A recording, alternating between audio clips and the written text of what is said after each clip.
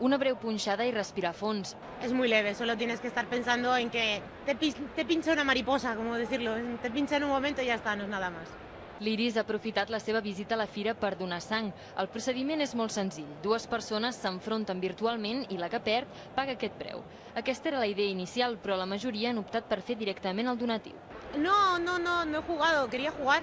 A ver si ahora me dejan jugar. Lo he hecho a la inversa. Me parece una idea muy original, llamar la atención con el videojuego y que después tengas que donar sangre. A banda de les propostes més curioses, la primera edició del Barcelona Games World acull 18 empreses independents catalanes que mostren els seus videojocs.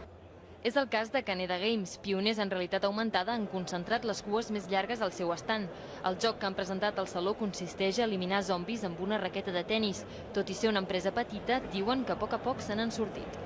A nivell competitiu no es va malament, o sigui, estem competint amb resta d'empreses tant de Catalunya com de la resta del món.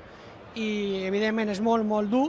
També ho assegura Hyperberry Games, establerts a Barcelona. Competir con Candy Crush es algo que no se tiene ni siquiera en el escenario por el momento. O sea, tienes que competir con gente de tu propio nivel indie, que la que está saliendo, y superar esa primera barrera. Competir con Candy Crush es literalmente tirar tu dinero a la basura. Avui dissabte les entrades estan exhaurides. La jornada ha comptat, a més, amb la presència de coneguts youtubers del sector com Deiak, i aquest vespre participen d'una competició amb els fans.